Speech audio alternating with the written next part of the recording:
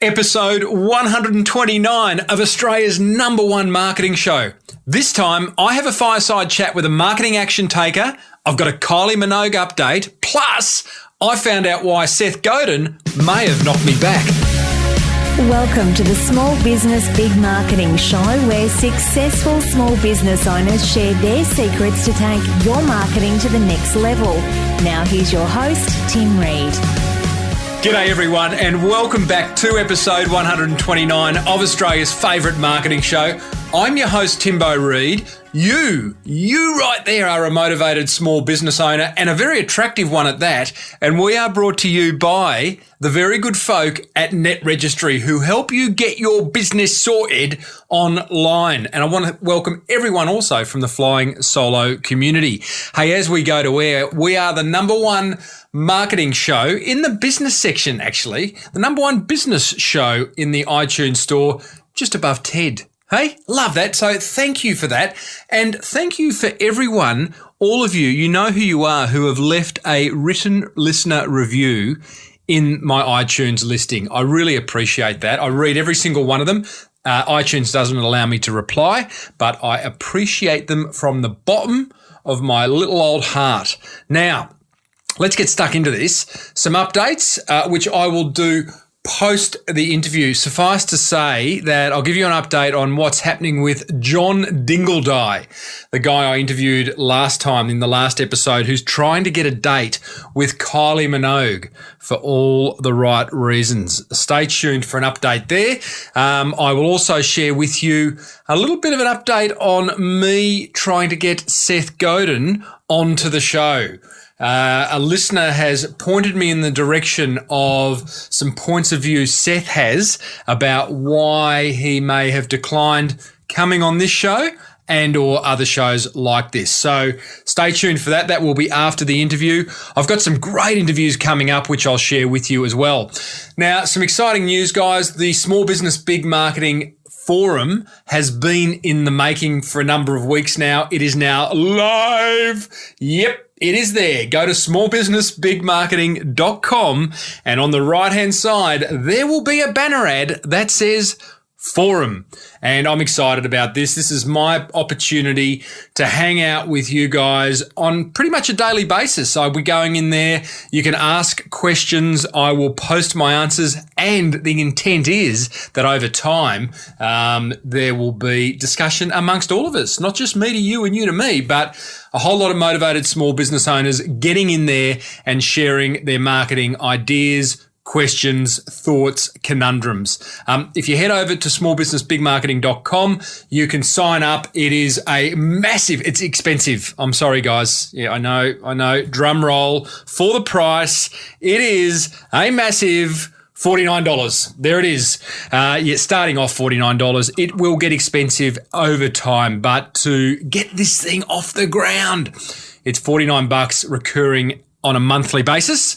And basically, it's a place for motivated small business owners to hang out and talk about marketing. I've broken it up into a number of sections. I've also loaded it with lots of content that I've created over the course of my years in marketing, and will continue to add more content, more training, more videos, more everything, just to get your marketing sorted. I was going to say helped, but really that doesn't make sense. Sorted.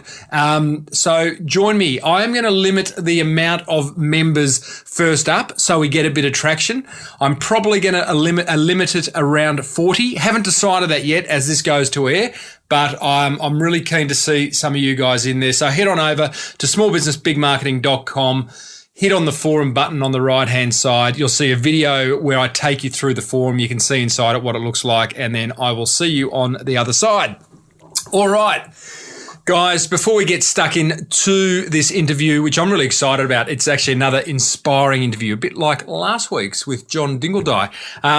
We are brought to you by the very good folks at Net Registry, who help you get your business sorted online. So if you've got any online questions, conundrums, they're the guys to help you. They help you with that. Right now, they're setting up a Facebook competition on the Small Business Big Marketing Facebook, where they're going to give away a free ticket to a conference up in Sydney in in April. So I encourage you to go over to the Small Business Big Marketing Facebook and like it.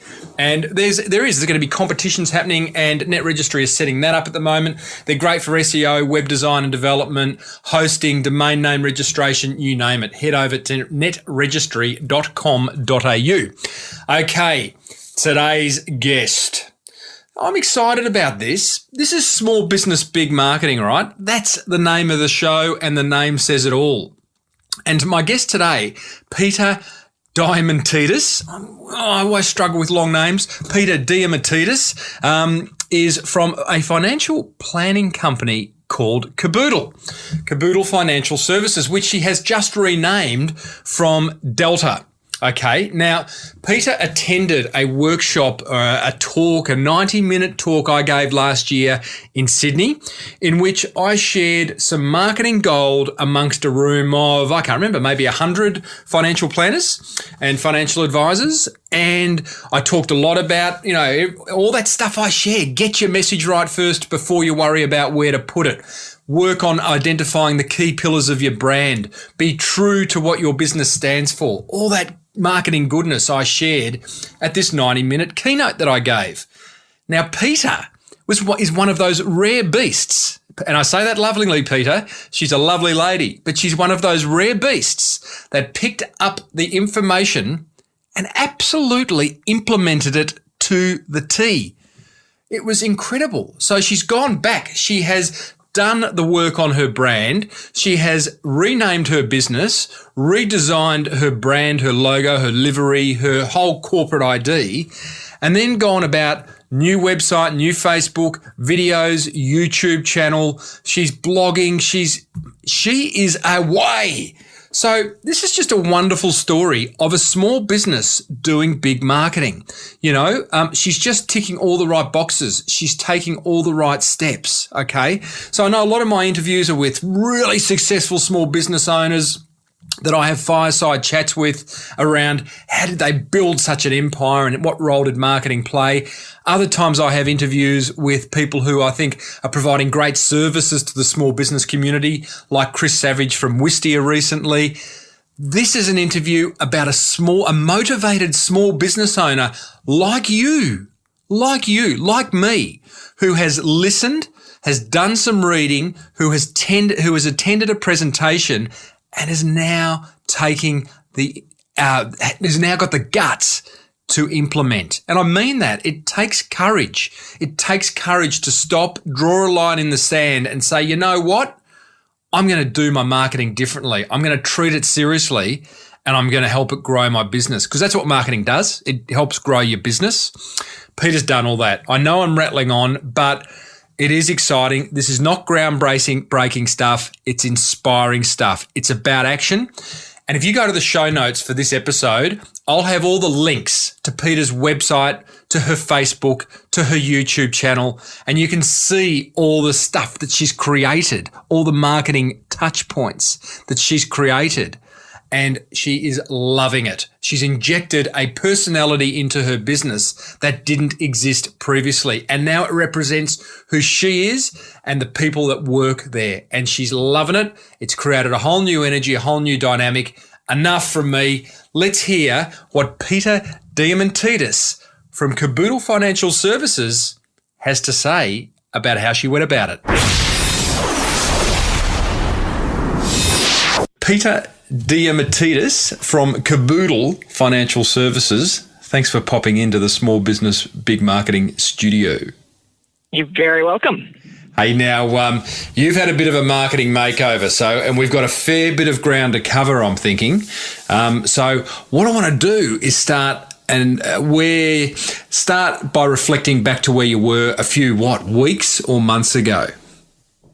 Yeah, so for even 18 months ago, because of the types of clients we have what the industry calls passive or C&D clients. So we take over clients from other planners. And in doing that, it's almost like a cold call. It's quite a difficult call to make. And so we needed to find ways to engage. And we were doing that under our old brand Delta plan. And we recognised that while the phone call and all of our love and attention and great service was fantastic, we still wanted to be able to find other ways to engage and clever ways that gave us more bandwidth. And so, like I say, for about 18 months, I've been basically devouring every bit of reading I could get on social media, connecting with clients. I read 6 Pixels of Separation, which was a bit of an enlightening process. Mm-hmm. And that's what sort of brought to my attention that really, as an actuary who's a bit of a numbers freak, I needed to start thinking more about marketing. Good on you. Well, I love that. I didn't know you were an actuary. So numbers freak, very, very rational,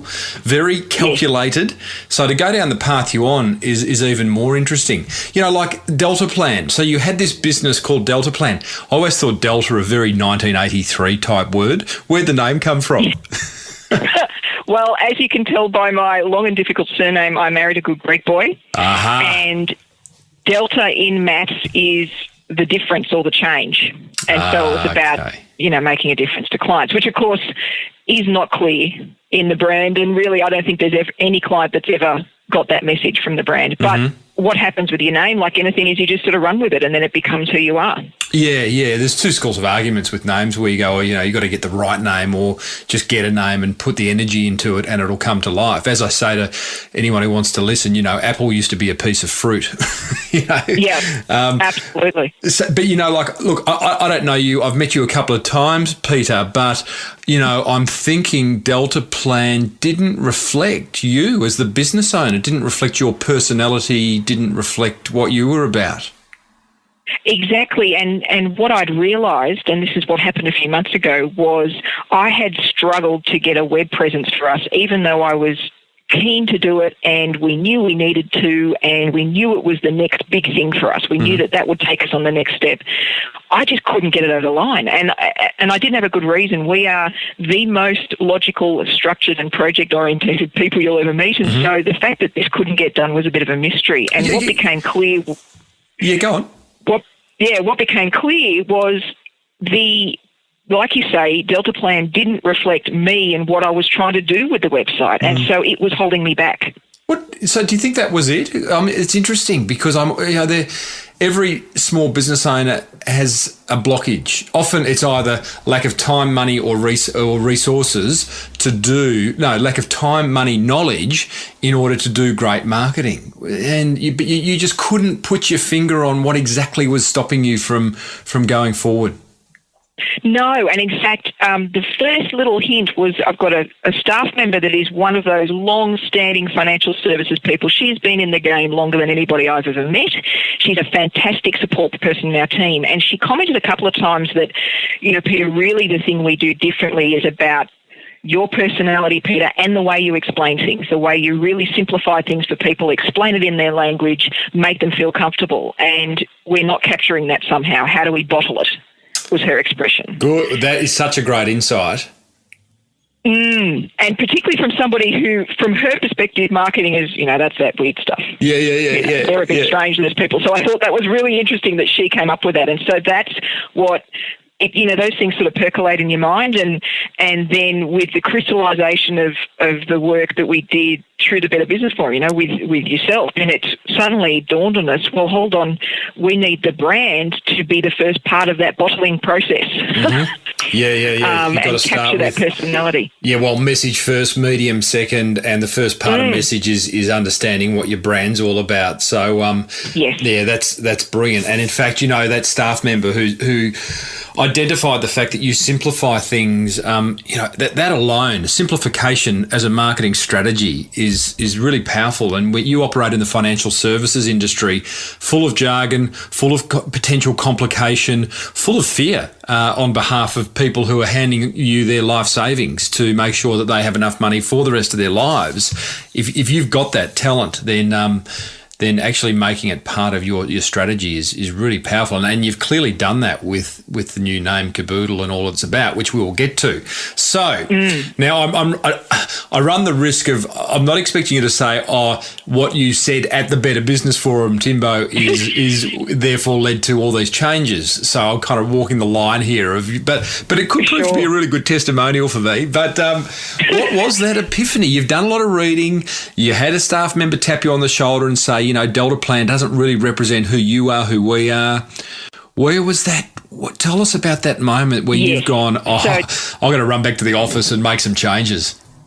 Yes, so the first epiphany, and I think like anything that really is transforming, there's layers of it. I think lots of us require a bit of subliminal conditioning, and so you've got to get knocked on the head a couple of times before finally the light bulb goes on. And I think the first one was when I read, 6 pixels of separation is basically saying, everybody's connected to everybody. And the key message out of that and every other bit of reading I've done on marketing was you need to give without the expectation of receiving. So you need to be willing to give tips and tricks and assistance out there and let anybody get access to it with the view that it's almost a karmic environment marketing, such that then people will just, like bees to honey, come towards you because they'll really engage with what you're doing for them and go, well, I don't want to do that for myself. I want you to do that for me. And so that was the first sort of step. And then it was that we realised that, okay, we've got to embark on this, but it wasn't until I got the blockage released from the brand. It was a challenge. That actually came up because we had to create a new brand for a joint venture we're doing. And so we went through a branding process, which we never really did for Delta Plan. I never really sat down with a great team of creatives and told them about the message, the sort of feel I wanted to give, which was a fun and engaging financial services provider, but still professional. And in that process, the ideas they came up with, one of them was Caboodle, but it wasn't for us. It was for the JV. The one we picked didn't end up being Caboodle, would you believe? Right.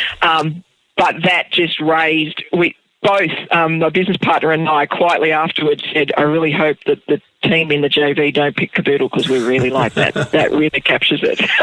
So just to understand that, so you've gone and you actually did do some brand work on Delta Plan to identify what is Delta Plan really about, and if we were to change the name, what is the criteria? What's the brief? Were there particular questions you guys asked yourselves? I think, yes, there was actually. One was, what aren't we? And I think in financial services, in particular, we aren't the high end of town, high net wealth, complicated financial services provider.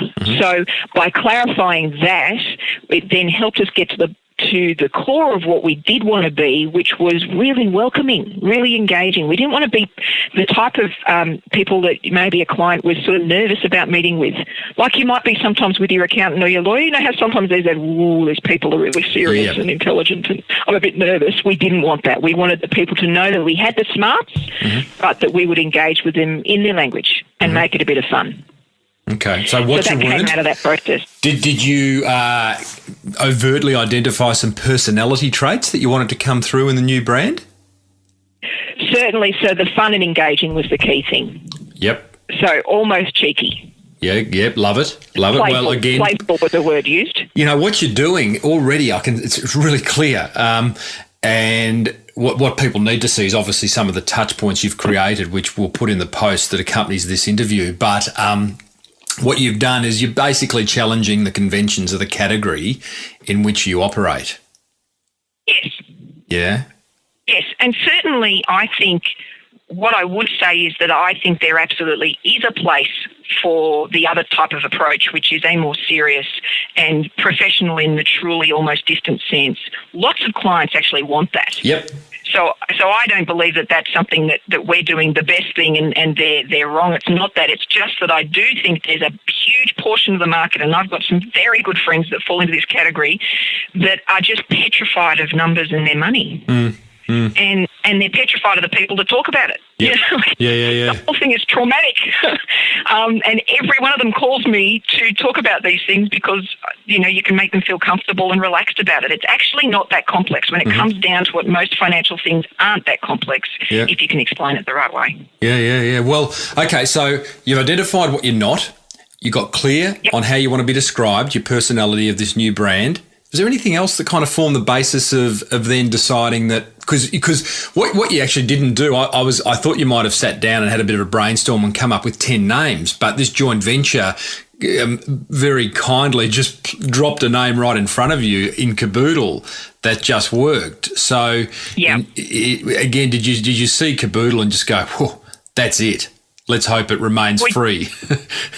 Funnily enough, we did. Right. Funnily enough, it really engaged. Now, the team we work with are particularly fun and playful themselves, so the graphic designers, and so they really went to town with the original JV spec.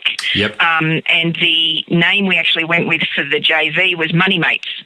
And it's meant to be a really grassroots, almost blue-collar engagement for financial services that we're doing in that JV. And the logo itself is a lot of fun too. So in fact, we were sport for choice, to be honest. Yeah, right. Okay. They really got the brief.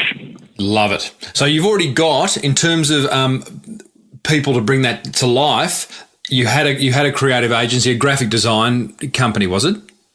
Yes. Okay, so you've got them. They've come up with the name. They've brought it to life via a number of touch points, which we are going to touch on in a minute. I am interested, however, because there's two schools of thought here as to how far and wide you share an idea in order to get people's opinions. Did you go and show 100 people the name Caboodle, or did you go, you know what, I love it, we're not going to show anyone, we're just going to run with it? Yeah, it's funny.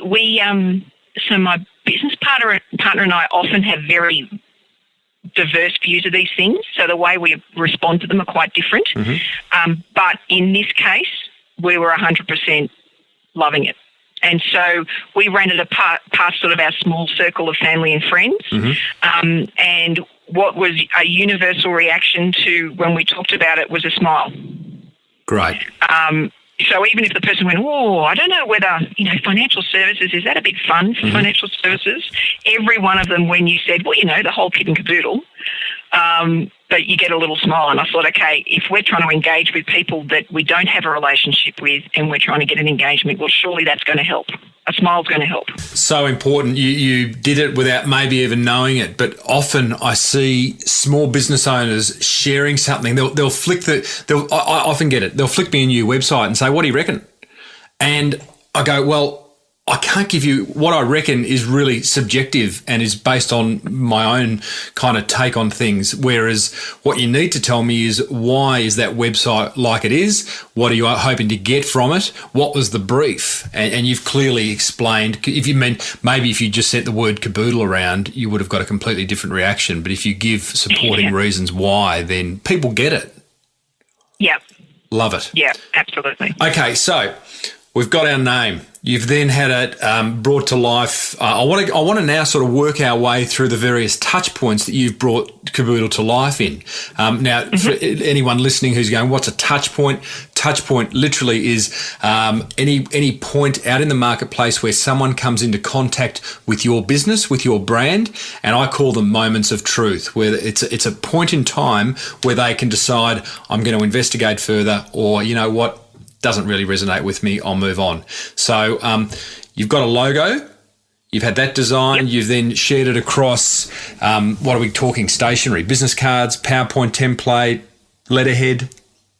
Yeah, so we've mainly the business cards and the letterhead, we use electronic of all of that. And because we're on the Mac, then I have the super duper keynote that I can use, and I find that the templates I can generally do myself, so I didn't even get the design house to do that for me. I find that Keynote's so easy to use that they look pretty slick. I do love Keynote, but I do so much speaking. Whenever I roll up to a venue to hand over my slide deck, it's like they've got the PC, so I can't rely on Keynote. It kills me. Tell me what I haven't done. I mean, explain Caboodle and explain the tagline, get your kit sorted. Like, why Caboodle and why the tagline? Well, so the Caboodle came out of the whole kit and caboodle. So our vision for the business is where any question about money, anything like that, you come to us first. And even if we can't directly help you, we'll have some people who can. So the whole kit and caboodle was the starting point. And I have to admit the tagline is 100% my fault, and I guess part of me being a smartass. And I apologise for the slightly less than great word I'm about to use, but get your shit sorted is an expression that people use all the time. I like that. I didn't pick up on it. Yeah. I thought, well, it's an expression we hear, and even like you say, if you don't pick up on it, there's a certain direct message. Come on, let's just get your kit sorted. Well, it's more get your shit together. that's sorted. But I like that. I mean, there's a story, again, I like the ability to tell stories behind marketing, I think is really powerful. So, and it's just, it's an icebreaker. Correct. Okay, Correct, so which we really need. Okay, your kit and caboodle, get your kit sorted. Nice explanation line under that, which is smart, simple financial services. Again, nothing complicated, nothing about empowering, nothing about, none of that stuff. Yeah. All we'll leave that to 1983. Okay, now photography. And sorry, there was one other thing we did as part of that brand that we had never done before. Is they built us some icons, so these stickers that were about key messages or topics or categories that we constantly use. And that was a lesson from Apple. When I look at Apple and the way they communicate, they're really consistent with the way that certain things have a certain icon or a look, and you get used to that look. And so then when you receive something else, it's about that topic because of the icon they use. Where do those where do the Caboodle icons appear, Peita? They start to appear on the website. So when we're on, in areas through the website, and in fact on the banner, we've used them all as part of the banner, just as part of the graphic. Oh, looking at it now. Yep. Gotcha. And then over time, we'll actually have those linking through to other topics that they can click on and engage. So we've got binoculars, we've got talking balloons, we've got chess pieces, we've got a little TV, all representative of different parts of the Caboodle brand, yeah? Yeah, Love exactly. It. Well, we'll get stuck into website. I know. Well, I was going to talk photography. Let's talk photography because I love the fact that you've gone and brought a photographer in for the day and brought the human element to your service-based business. Explain that one. Well, that was actually, I would say that's the hardest thing of this whole process for me, because we had a previous experience of a franchise within a real estate brand, and something that they do within real estate, both badly and well, is put their mugshot on everything.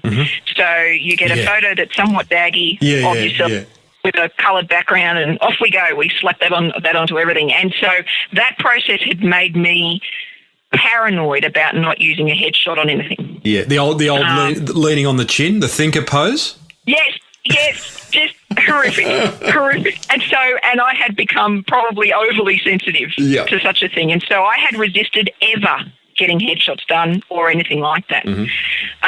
But when I did some digging, that in fact our brand guys suggested, they said, look, just go and dig through the internet and just save the ones that you like. It can be any brand, but just, save them and start to try and analyse what you like about them. Every website I liked had animated and really simple photos of their staff doing things, or that you could identify with their team. They weren't necessarily looking straight at the camera, but they just let you sort of engage with them because you could see who they were.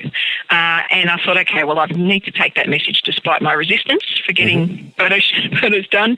And luckily we had met the lovely Jamal via Astron, actually getting some headshots just done for me, and he was fantastic.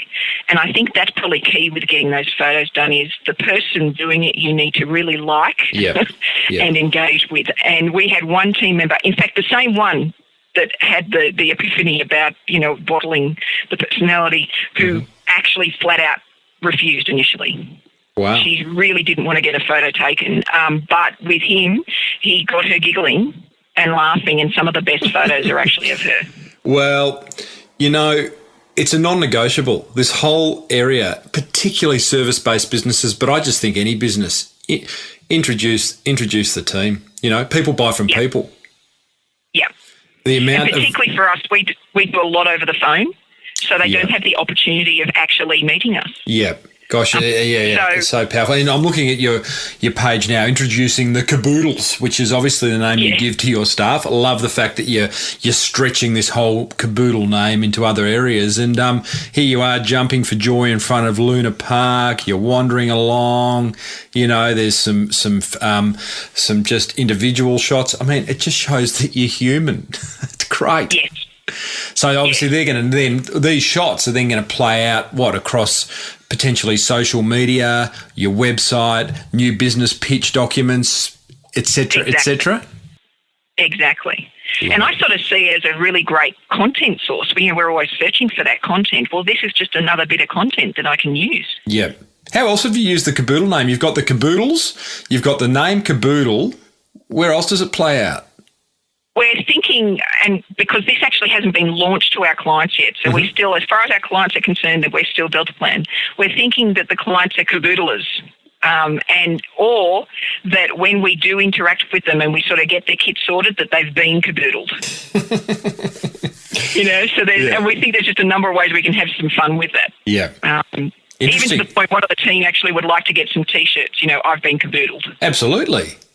Now, that's interesting in itself. Haven't told the clients, hey, Mr. or Mrs. Client, Delta Plan, well, that's now Caboodle. How are you going to do that? Yes, a very good question. So what we're intending to do is we have a cycle where we get in touch with everybody every 6 months, and so there's an opportunity to reinforce whatever the first message is at that conversation. So we can sort of talk about it one-to-one, but our intention is to send out an email communication first, followed up by letters for the people that we can't get to. And we've just used this funny little video that I found on Fiverr that's a Lego animation that basically uncovers the brand as part of that animation, and it's funny and a little daggy and a bit musical, and I figure it's certainly going to sink in. Anybody that opens that will remember the name Caboodle, whereas I imagine for those, say via the letter, that maybe won't go there, then it's another piece of paper that potentially will just get dropped in the bin along with other things when we all get our mail. Yeah. I love that. Well, let's get back into those touch points because we haven't exhausted them, which is extraordinary. We've still got website, you've got Facebook, you've got a whole YouTube video marketing strategy. Now, I'm looking at your website. Interesting, you've gone and used Squarespace. Easy, cheap. Yeah, I get it. Is that why you use Squarespace and not WordPress? Look, it's interesting. I had used WordPress a little bit. And sort of messed around with it but didn't really engage with it, and came across Squarespace quite accidentally and managed to build something a lot faster. So it may just be the way I think, that they've laid it out logically, but they recently did a complete relaunch and have built templates that you then drop in your own banner, pick your own colour, do that sort of stuff, and they're really slick. And it means you can get up very quickly. So what we want to do is give the website a good 12 months where we load lots of content. We really use it. Our clients really use it. And then at that point, we hand it over to a very smart web marketing type of group or person and say, right, what should we be doing differently? And maybe that won't be in Squarespace. Yeah, right. But we wanted to really, we didn't want to delay actually having the presence, and it lets you get up really quickly. Yeah. Yeah, look, it's probably the one part of what you've done that I question. It's a good, it's a good enough website. I just think, you know what? I mean, everyone who listens to me knows how important websites are. It's home base for all your online activity, even your offline activity. We are who Google says we are. People are particularly going to check out their financial planner before they ring you, and they're going to do that via the web. Doesn't mean Squarespace is no good. You don't own the race course with Squarespace. It's not yours. They can change their pricing structure. They can get sold out, whereas WordPress is not like that. WordPress is free as a content management system. You've got to pay someone to design and develop it. But look, it's not a deal breaker, but sometimes I worry about not owning the race course. Tell me, what I do love about the website are the categories you've got. Know about us, services, contact us. You've got, I look at the nav bar, you've got introducing the Caboodles, how we can help, do some research. I love the Ask Us a Riddle section, Peita. Do you want to explain that? Yes, so there's always going to be questions or things they want to query, or somebody wants to ask, hey, can you help me with this? And it actually came about because of one of the icons. We sort of got some extra ones from the graphic designers. They sort of threw some in. And one of them was the jigsaw. And when I looked at it, I saw jigsaw as a riddle, and that's just what gave me that sort of line. And I thought, well, it sort of is what clients feel. This is confusing and difficult for them. Well, that's a riddle, But once you actually explain a riddle, often it's the, that's what you meant. We find that reaction almost 100% to what people feel about their finance after we've spoken to them. They're like, it wasn't really that complicated. Yep. No, it's not. Once you get explained it the right way. That section alone will be a very rich source of content for you to then create a set of frequently asked questions. Every riddle should turn into a blog post, potentially a video, potentially all sorts of things that you can, because, if the riddles are pretty much, the questions that are on your prospects and your clients' minds. So the answers form very rich content. Yeah, absolutely. I hadn't really connected that. And I'd be encouraging you to, at some point, sending the link to that section of your email out to your clients, asking them to ask a riddle. and then you've just got a whole lot of riddles ready to answer. And absolutely. And in answering them, sending them back the link and saying, here you go, here's the blog post or the video or the audio that we've created in answer to your riddle. And they'll love you. They will love you. We've got website now, YouTube. You've got a video marketing strategy, albeit not overly populated yet. But what I do love is you've got a YouTube channel with a designed background, which is on brand. You have got your little 20-second video from Fiverr that explains the change from Delta Plan to Caboodle, and you've got a couple of interviews of yourself, a couple of videos of yourself doing an interview. So, you're underway.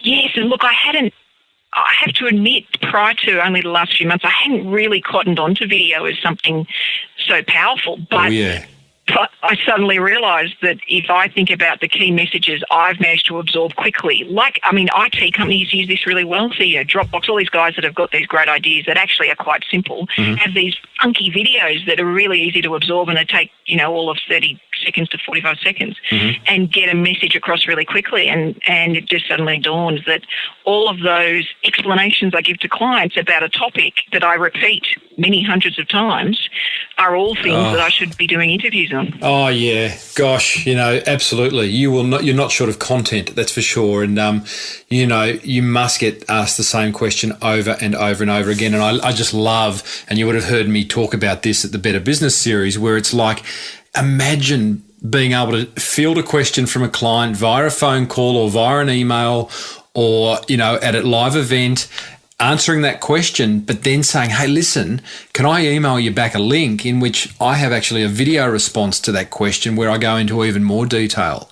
And they're going to say, they're going to say yes. They're going to love it. They're going to think you're the king, queen, and joker, and they're probably going to share it. They're going to go and they're going to show their colleagues, their family, their friends. Say, look at this. Look at my financial advisor. She's right onto it. Yeah. Yeah, and particularly for us as a team, I have client service people that are engaging with the clients on the phone, and so I've got a team of people that aren't an advisor like myself, so they're not qualified, and this gives them so many tools to assist without it needing to come to me first. So there's all sorts of things they can give the clients that are helping them resolve their issues before it gets to me. And it still may, and of course that's fantastic. You want to engage with your clients, but it just lets them provide something in that minute. It's not that we need to wait to have an appointment or we need to wait for time, Peter, to come out of a meeting. Let me just send you that video right now. It'll get you started, and then you'll have some pointed questions that you can ask Peter when you manage to speak to her. So I really see it as a bandwidth tool. What's your plan then, Peter, to make sure, because one of the blockages to a video marketing strategy is that what I call the flow, the ability to hit the red button on the camera, record, upload it, get it live. There's a little bit of process there. There's some technology. There's time, there's editing. How are you going to ensure that doesn't get in the way so that you can just hit record and away you go? So what I've done is, those 2 interview series ones I've got there with me were part of a very long interview I did with a product provider that they actually gave me a copy of. And so I scheduled out some shortcuts of that, so it's like an easy way for me to get some initial content and schedule that. And then I've actually hired a body to take on more of my they call it paraplanning, but it's like support analysis that I have to do as a planner so that I can specifically free up. And the aim is to have 50% of my time on marketing and creating these tools. Holy dooly. So we've given the number of clients we have. So we've just probably taken on about a total of 6,000 clients. So we're talking about a lot of people. Then, we need to be able to have a significant amount of my time is generating this content and the engagement tools, email marketing, all those things. I need to be able to actually dedicate time to it. So we've sort of made the decision to get a body on that frees me out at least half of my time after we've got them, trained up and brainwashed. Can I just understand that? Because that's 50% of a business owner's time dedicated to marketing is significant. I don't know what the right allocation of time is, except that that is way above the average. But the average, I'm guessing, is pretty low. Secondly, that takes you, I'm guessing, one of the most skilled people at Caboodle away from doing the work. So, in fact, what we do it's a valid point, but what we do for clients truly is that tagline, smart, simple financial services. So a lot of the smarts behind the advice is something that's replicable for the client. So we've done it many times before. So what I can do is have the essence of the advice, actually replicated by somebody else, and then they utilise me for a smaller portion of the engagement. So that's what we're trying to do. So it's and I hesitate to sort of go to the real, Ford processing centre sort of approach, but that's what we're trying to do. We're trying to get the maximum engagement from my personality to the maximum people, and we feel this is the way to do it. Is actually applying the time to this, to them seeing me on video, to them engaging via a blog, to them, all that sort of stuff. And then they engage then with the team for advice. Gotcha. Clever. Like that. Now, let's move on. You've got Facebook. Facebook's obviously a place to, well, I shouldn't say obviously, because there are different roles Facebook can play. What role is Facebook going to play within Caboodle? It's probably the one that I'm least clear on, to be honest. Yep. But certainly what I want to do is, there's a lot of things that happen in finance and money generally that are of the moment. The Reserve Bank announcing interest rate cuts one. So I think for us, Facebook is that tool that you can just sort of go, well, letting you know that none of us are going to be, having any more money in our pocket. They haven't changed the cash rate, or, some little things like that. But I also think I really just want to take the mickey out of finance a little bit. So finding funny photos of the senior finance people in governments around the world and sharing them. And, that sort of really, this stuff actually isn't that complex. And let's be serious, some pretty intelligent and serious people around the world mess it up all the time. So making people feel engaged with those things without it being the formal Australian Financial Review sort of serious approach. It's still engaging them with new topics, but via a more fun sort of method. Yeah, okay. Okay, that sounds a smart thing to do. And in fact, as you're talking about, updating like the Reserve Bank's view on interest rates, etc., a business like yours and someone like you, back to video marketing, it would be ideal for you to do a 2 to 3 minute news update once a week, which would, I think, form the basis of a useful email marketing campaign where you could go out to your list and say, your weekly news updates there, and all of a sudden Caboodle becomes that one point of reference for those 6,000 customers, clients who want to know how does the Reserve Bank rate decision impact us? What's this new thing about super? Whatever it is, pick 2 or 3 points, 3 minutes once a week. I mean, all of a sudden you are heading well down the path of becoming the authority in your marketplace. That's really what we're aiming for. Love it. Now, okay. Would you mind sharing, Peter, ballpark what you've spent so far? Yes. Okay. So the 2 most expensive elements were the branding work with the graphic designer and the photographic work. All up, I think they were, it was about $4,000 for all of that. Yep. And from that point, goodness, I think the most I've spent is probably a total of $500 since then. I've used 99 Designs to do Facebook and the Caboodle TV and our web banner. And it's hard to spend a lot of money on 99 Designs. It is. and you get a lot for it. And of course, our little video with our Lego was $10, I think, on Fiverr, and I have to admit those tools.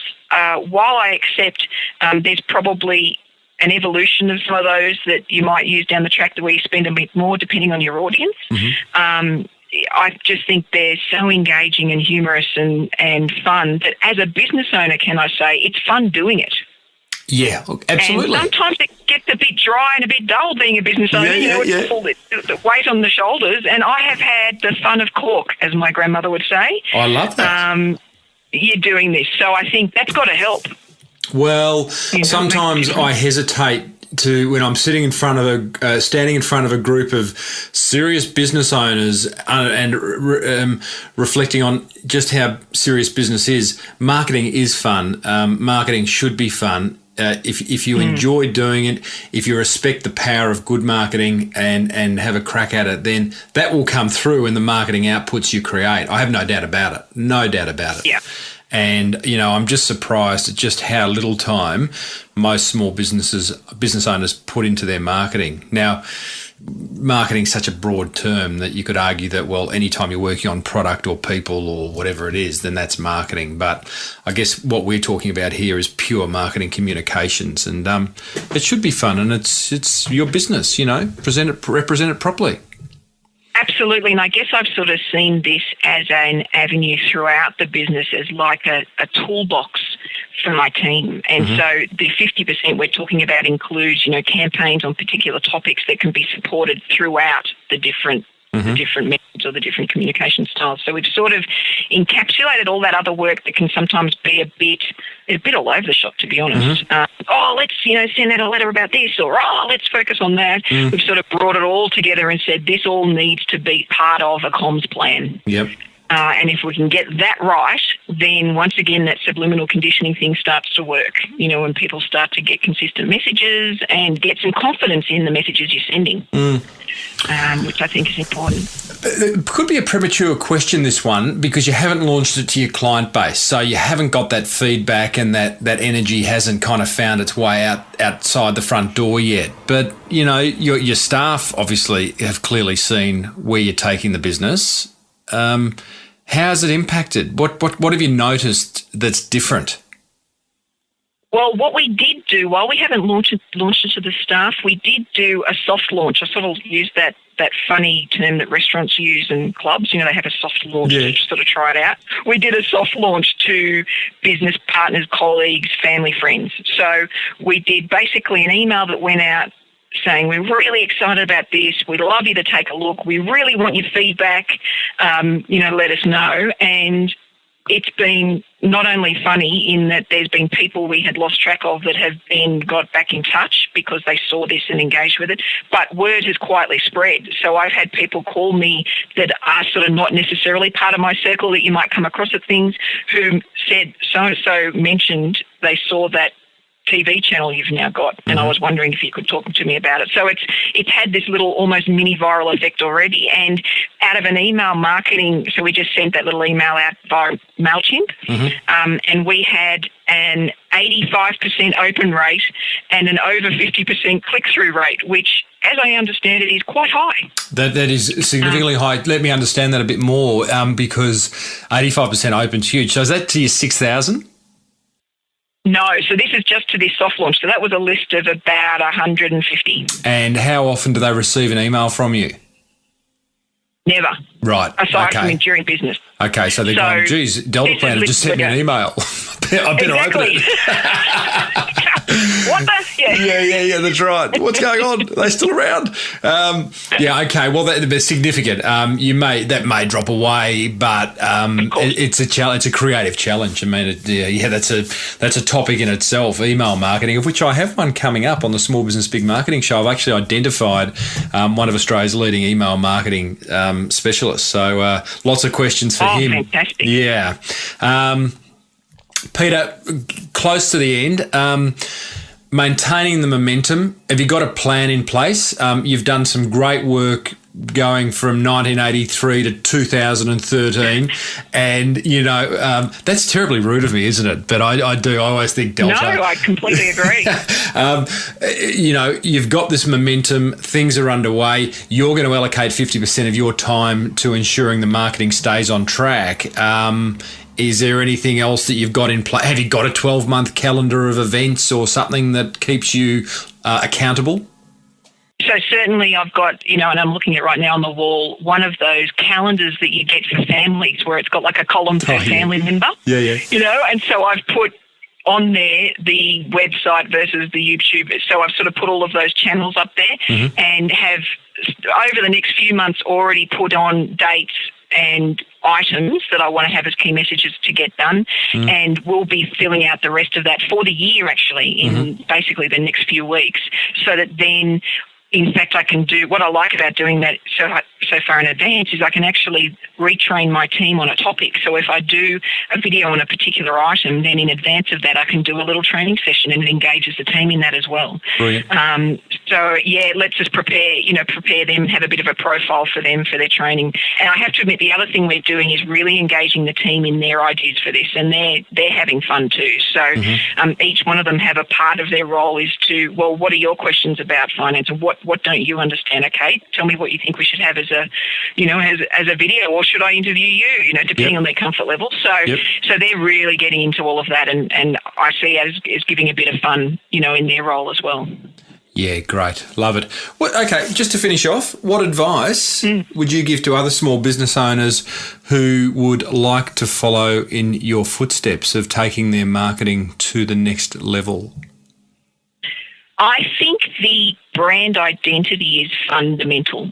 So even if it's not spending the money on the brand identity, knowing who you are, who you're not, and it's almost that 10-second lift conversation, you know, it's being able to capture what you're about and as a person what you're about, because often as small business owners, we have a distinct personality or even an interest, I don't know, it might be sailing or whatever it is, then capturing that and having that as part of your brand is going to make it so much easier to implement these things. I mean, in terms of the time frame it took me to do this, it was far shorter than I thought, and I firmly believe it's because the brand felt so natural to me, and the words just flowed. It really worked, and I think that's probably, it's hard, but if you can do that first, I think the rest of it will be so easy. All of the feedback you've got to give on look and feel, all of the design elements for Facebook, any of that stuff becomes really easy when you can clearly enunciate for a designer what you're about.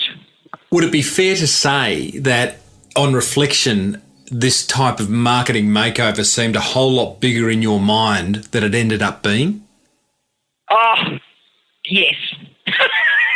So much bigger. Yes, it was. I saw this as something that, we need to, you know, seriously research, take many months to talk about, you know, that big corporate approach where we regurgitate and rethink and overthink. I saw it as that sort of effort, whereas because of the Better Business Forum and yourself and the great ideas and the practical ideas and a deadline, which we had due to the competition, then, and I am one of those people that responds to, look, you've just got to get it done in this ridiculously short time frame, then you really manage to get things done and get results that you can sort of have a bit of a click of the glass, bit of champagne, woohoo, you know, we've done it. Because I'm a firm believer in that you've got to enjoy the little wins as a business owner, because sometimes the slog can be hard, and that's certainly what this gave us. You know, we were so, the team were really proud of the photos. They were really proud of the Facebook page and the way it comes across, and they really felt good about it. And, you know, that's not easy to come by necessarily. Peita Dimantidis from Caboodle Financial Services. It's inspiring stuff. It's the start. It's certainly not the end. The work is ahead to maintain and build it, but you are so far ahead of where you were and so far ahead of your competition. It's inspiring stuff. So thank you for being a part of this show, and well done. Oh, well, and thank you for your input. I'm not sure it would have happened without you, so thank you so much. Good on you, Peita. Thank you. Well, guys, I hope you found that fireside chat with Peita as inspiring as I did. I love action takers, and that's what it's all about. Let me share 5 learnings that I took from that interview, and I'd love to hear yours too. Feel free to put them in the show notes of episode 129. Learning number 1 is get your brand right. Like, start at the start. Message first, medium second. First part of message creation is getting your brand right. Understand the key pillars. If there were 3 questions you were going to answer on behalf of your business, it is, who are your best mates? What do you do? And answer that in an emotional way. I've spoken about that on previous episodes. And how do you want to be described? What is the personality of your brand? That is a great start to understanding your brand. My second learning, already talked about it. Take action, guys. Action creates reaction. As I said there, just go ahead and do something about your marketing that's going to move it forward. Be consistent. Peita has been beautifully consistent. Once she's got that, once she's renamed her business, she's then, and had it redesigned, she's then played it out across business cards, letterhead, stationery, website, Facebook, YouTube. Everything looks the same. That builds familiarity. That builds consistency. That builds trust. And with that comes transactions. Number 4 learning, there's a lot of learnings here. I'll give you 2 more. Number 4, acknowledge the power of marketing. You listen to this show, you must have an interest in improving your marketing. So acknowledge the power of marketing. Peita's done that big time. Look how much time she's dedicated to focusing on the marketing of her business going forward. Learning number 5, acknowledge the power of content marketing. Peita's got her brand right. She's got her copy right. She's got the website happening, and now she's focusing on content marketing. She's doing the videos. She's got the Facebook happening. I wouldn't be surprised if I spoke to her in a few months' time and she goes, Timbo, I've just written my first book. I can't believe it. She's that type of lady, but she appreciates the power of content marketing. So some great learnings there. Thanks so much, Peita, for being a part of the show. Now, let me give you, and by the way, go to the show notes at smallbusinessbigmarketing.com, episode 129, and you'll find links to all the things that Peita have created, all the marketing touch points that Peita have created. Now, let me give you an update on John Dingledy and his pursuit of a date with Kylie Minogue. If you listen to the last episode, that's what it was all about. A local Melbourne business executive trying to get a date with Kylie Minogue, all in the name of charity. He hasn't got it yet, but I've had a lot of listeners come back, and thank you so much for all the emails that you've sent back, the tweets, the updates on Facebook, saying, hey, you should hit up Kylie on Facebook, approach her on Twitter. She's pretty active on Twitter. Get in touch with her local management company with some other advice, and also go down the sisterly love route. See whether you can get to Danny. Hey, Danny might be easier than Kylie. Don't think so. I reckon Danny would be harder, but hey, that's just me. So look, we're still trying. I would love to report back to you at some point that, yep, John has got a date with Kylie Minogue as a result of being on the Small Business Big Marketing Show. Wouldn't that be ace?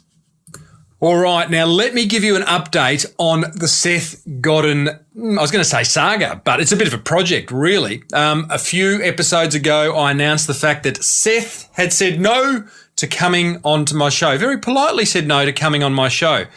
Just this week, Matt Fitzmaurice, a listener to my show, emailed me and said, hey, have a listen to this episode of Seth's podcast where he explains why he turns down people like me.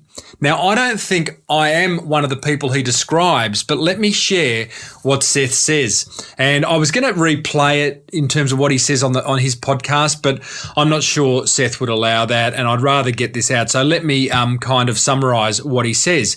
He says, right now, in today's day and age, everyone can have their own TV or radio show online, which is true. I mean, I think it's amazing that the small business owner can have their own show. That's what podcasting allows you to do. That's what video allows you to do. He goes on to say it's easy to be invisible and be a no personality conduit, right? So what he's saying is that there's lots of reporters out there these days, lots of journalists, seeking interviews with really interesting people, but having no personality themselves. He then says just showing up every week, but adding no value is not really where it's at, or at least not what he's interested in. They don't have the guts to have a point of view, these people who are just showing up and interviewing experts. He then says he reckons we need more people showing up and having a point of view and worth following for themselves and not for the guests they have on the show. At the end, he summarises by saying, become your own distinct voice. I got to agree with all that. And the last thing, I would hate to think that I'm just a reporter. I hope, certainly my intention every time I turn the microphone on is to bring my own opinions around small business marketing and also bring you the opinions of others who I respect as doing great marketing. And combined, I then motivate you, the motivated small business owner, to do great marketing. That's how my show works. I certainly don't think I'm a reporter. I want to be seen as the guy who adds marketing value to your business, both through my own opinions and that of others. And I don't think I communicated that clearly to Seth when I first approached him by email. I don't expect Seth to have listened to my show. I'm sure he's a busy guy, but I think he responded based on those points that he made then. So I am going to go back to him. I'm just finding the time. I'm probably going to go back, put together a bit of a video and send that to him. And hopefully sometime this year, Seth Godin will appear on the Small Business Big Marketing Show, despite my audience not being as big as his. But I am going to continue to push that barrow because, look, I do think he'd bring a lot of value to you and me, but I also think a discussion with him and I would be of high value as well. And I'm not just being the reporter. All right, that is pretty much it, guys. Upcoming episodes, unbelievable. I've got a guy, Daniel, who's created this wonderful brand, this social enterprise called Thank You Water. I have got an email marketing expert who, this guy, OMG, let me tell you, Shane Tilley is excited about email marketing. I put it out on Facebook, the fact that I was interviewing him, got about 30 questions come back from listeners via Facebook, Twitter and LinkedIn. And we go deep down into figuring out what makes for a successful email marketing campaign for the small business owner. Who else have I got? I've got Robert Gerish, founder of Flying Solo, coming up as well, plus lots more. Enough from me. Remember, the Small Business Big Marketing Forum is open for business. Go to smallbusinessbigmarketing.com and click on the banner on the right-hand side that says Forum. And remember, we are brought to you by the very good folk at Net Registry who make this show happen and who make your online marketing happen. Enough from me. Have a wonderful week. May your marketing be amazing marketing. See you next time. You've been listening to the Small Business Big Marketing Show with Tim Reid. Want more marketing goodness? Then visit smallbusinessbigmarketing.com.